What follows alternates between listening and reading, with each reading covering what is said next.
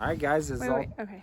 So sorry. Hey everybody, Jack the Toolman here. Thanks for stopping by my channel. Today we have my first Playhouse. This was something we bought from Walmart. How much was it? $189. $189. And it's all made out of wood and just the fine materials we have here. We're on a nice cold winter day. But my daughter's birthday is next weekend and my son's is the following month, so this is kind of a combined present for them. So I got to get building even though it's cold. So if you're cold and you're building this, make sure you have a nice warm cup of coffee. Got my power drill. I'm just going with the standard power drill. I do have an impact, but I don't want to be you know, hammering those screws into this soft wood. Got my nice long Phillips head screwdriver. And you know, I've already got the Phillips bit in this guy. They didn't recommend a tape measure, but you always got to have a tape measure on the old hip. Open this box up and show the first reveal of what it looks like when you open it up. They're actually pre-assembled. I think the walls are already assembled, so that was a big thumbs up. Time saving on this bad boy. So first thing that I'm going to do is just pull all the parts out, get them laid out. Have to get a little bit creative in where I'm putting them.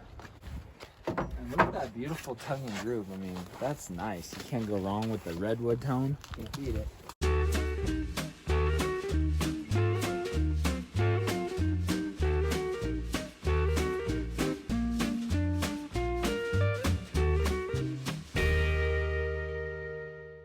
Alright, so step number one is to take your front panel and your two side panels.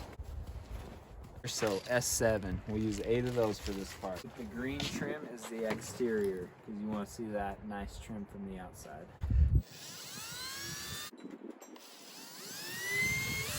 Make sure it's tight inside that joint. When you come to the middle too, push that in so it's tight in the joint.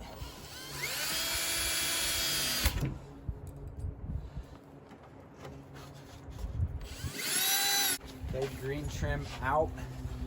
Make sure those tops are nice and flush.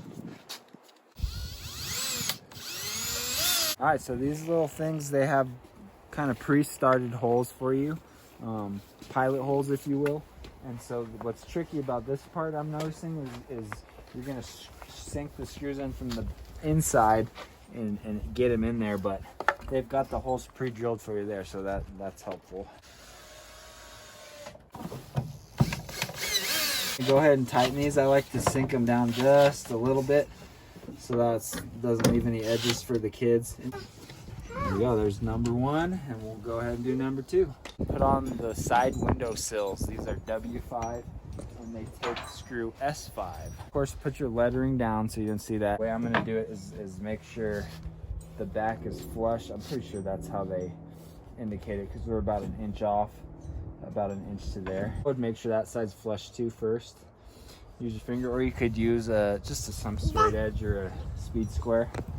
Go ahead and sink that first one down. Attach these little corbels, if you will, and those are going to be for the support on this back windowsill ledge. The installation of these is similar to those front little garden box ledges. So you're screwing them from the inside into these little pilot holes. In this case, I would just find that first hole and just poke it in a little bit so it holds it. Come back with your second screw, and this part might be a little bit tricky. What's up, dog? Put it through that second hole nicely. I like a turn and a half to each, just so they're seated, and then you can continue to tighten.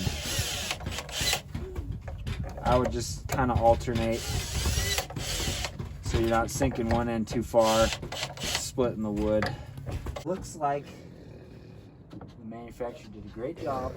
So we're flush in the front and in the back, like that. So I would start with one side. I'll start with the inside screw, and I'll just make sure the inside's flush because that's where the kids are playing most. If it's off a little bit here, it doesn't bother me as much, but I mean, like I said, it looks pretty good from both sides. Sink that guy. Sink that guy down. Roof gable ends. Looks like to me you're gonna want this side on the inside. You can see the staples and the screws. The nice clean side on the outside. Just try to get your first screw in there.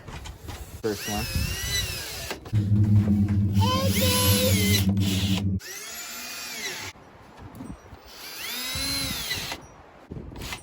All right, so I think this brings us to the next part. You might need to call in your crew for this one.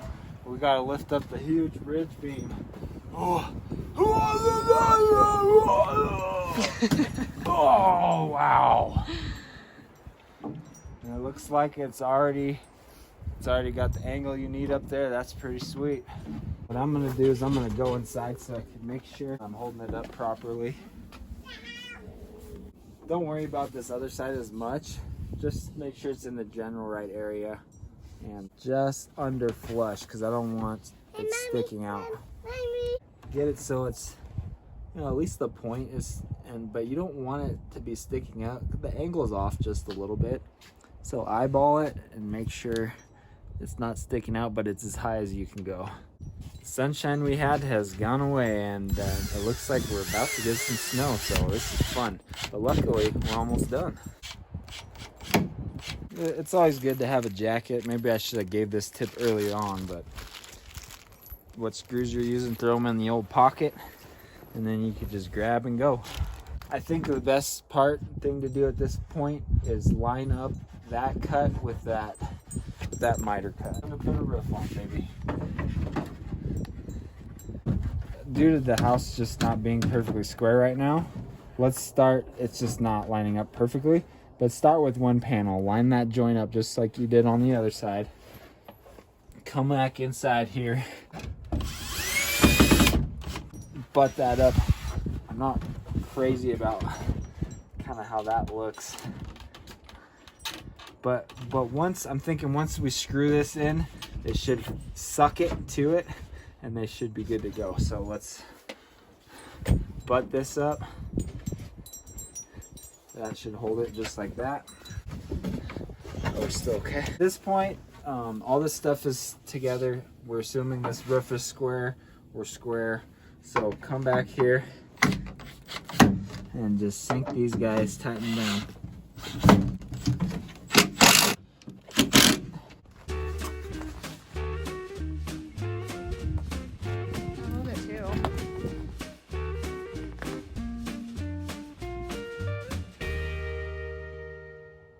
Alright guys, it's all done, and we moved it to its forever home here next to the jungle gym. Kind of took a little lunch break in between, but I think all in all, one person, an hour or less. What do you think, right? Yeah, super quick. I love how it's just beautiful. The panels were pretty much put together and we just had to add the wall. And what I'm going to do later is, it's not perfectly level. The manufacturer says it needs to be level or else it's going to stress the joints, but it's going to be all right for a couple of days. Eventually we're going to put some sand under it, level it out. I'm going to get some wood stakes, pound them on the inside corners, and sink some wood screws in there so this thing don't go blowing away in the high wind. 189. 189. So we'll link it down below so you guys can check it out if you Walmart want the same ones. Yeah, thanks for watching. This is just our first video, but I'm going to do all kinds of different videos involving handiwork, remodeling, deck building, additions, welding, anything like that.